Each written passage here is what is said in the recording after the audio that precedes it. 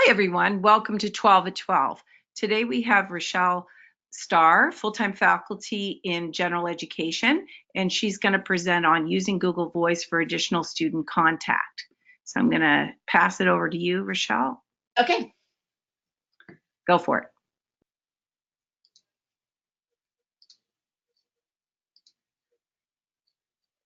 Okay, so my name is Rochelle Starr, and as Ellen said, I'm here to talk about using Google Voice to contact students. I have found this to be a very helpful way to maintain contact throughout the session, and I just wanted to kind of go through why I like it, what the process is, what Google Voice is, and that sort of thing. So to get started, Google Voice is basically a telephony service, and it provides call forwarding, meaning it'll ring to your cell phone, or it'll actually can ring through your email or on your computer.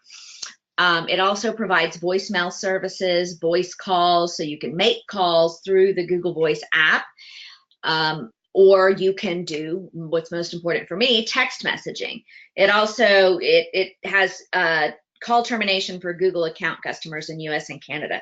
Not that most of that is as important as the text messaging part. So it's basically kind of it provides you with a whole separate phone number, which is one of the things that I really love about it. So it's not using my personal cell phone number to communicate, okay? So why I like using Google Voice for texting particularly is that students, as you are, I'm sure, all aware, don't always answer the telephone.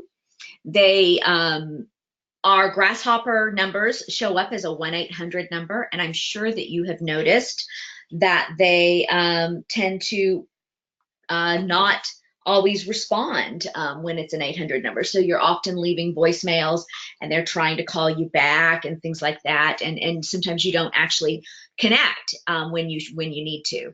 So students also don't always respond to email communications, as I'm sure you've found out. They don't always check their student email. And as much as we can remind them, it doesn't always work. They don't always respond to the reminders to check their student emails. So the other thing is that students really like texting.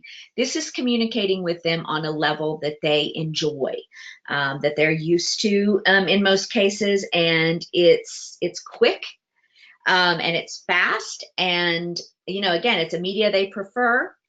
The Google Voice option, though, is somewhat anonymous. They know who I am. Obviously, they have the number, and I tell them the number, but they don't have connection to my home phone, my cell phone, or anything like that, which is, or at least not a direct way to call that. And so it's a little bit more anonymous and a time-controlled sort of thing. So I want to explain how I use it. So typically, I will have students make appointments with me, but sometimes they'll forget, or their email reminder doesn't come through or something like that. So I'll often text them to let them know I'm calling them. It's like, this is Dr. Starr, I'm calling you. Please answer. It looks like a 1-800 number, but please answer the phone.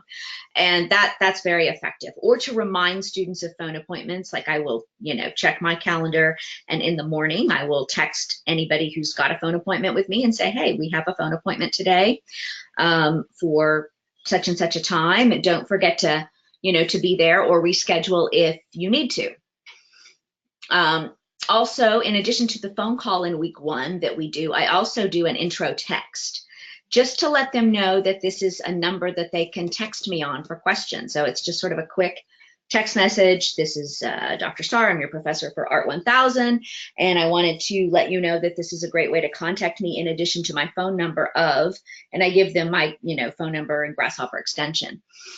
And also, it's a quick reach out when students miss an assignment. So if I have a student who is doing really well and suddenly misses an assignment but hasn't reached out to me, I'll send them an email, but I'll also just kind of quickly send them a text and say, hey, did you miss, I see you missed this assignment. I'm wondering if you needed any help.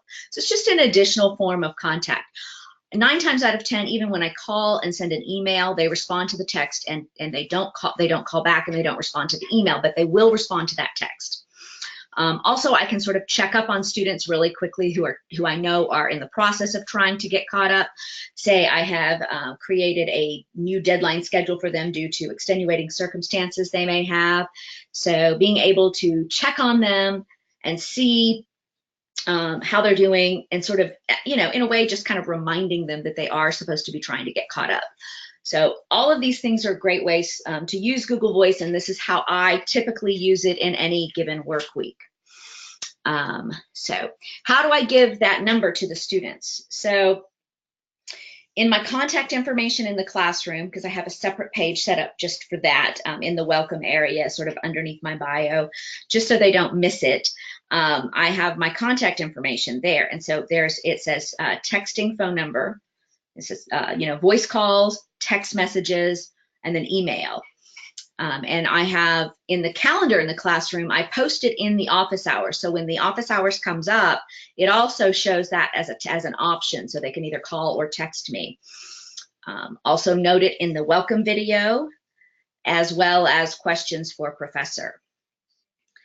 Again, in the intro text message that I send out in week 1, obviously they will then have it in their phone as a message from me. And then I also put it into my email signature as a text contact. So I will show you that. So this is what my email signature looks like, of course, without the icons, but this shows, basically all of the information that I keep in that email signature. And so the office phone is noted here, and just below that I have, text me here. I also have my Calendly appointment thing, so they can, schedule a meeting with me if they'd like. But this, it's always there in any communication I have with them. So they always know how they can reach me. Okay. So setting up Google Voice, you have to start with Gmail first, and then you can request a Google Voice number. You need to have a cell phone number, so you can sort of have it sort of directed through the app, and then you can download the Android or iOS app.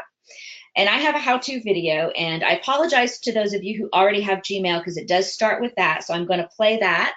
But then it goes into, Google Voice, using it and things like that.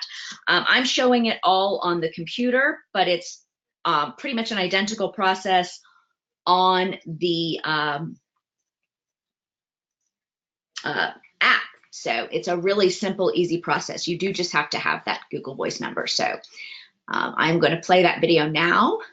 So again, just the first couple of maybe minute or so is the Gmail. So if you already have a Gmail, you can sort of tune that out. But just in case, for those of you who may not.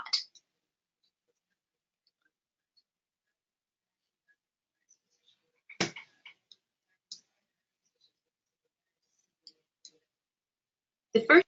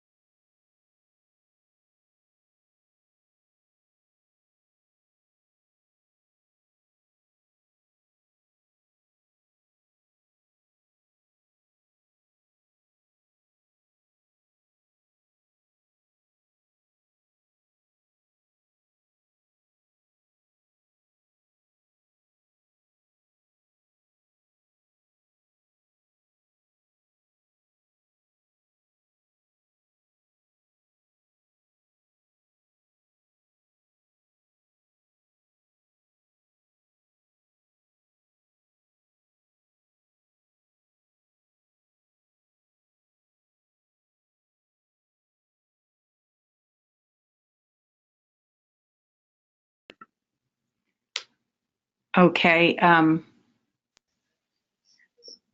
Rachel, Yes. thank you so much. That was very informative. And Thanks. it's awesome. Just a reminder to everyone that these are recorded and put into our development center, our faculty training center. So if you want to go over the steps, they're right there for you. Thank you, Rochelle. Thank you for everyone joining us, and we'll see you next week. Bye-bye. Bye-bye.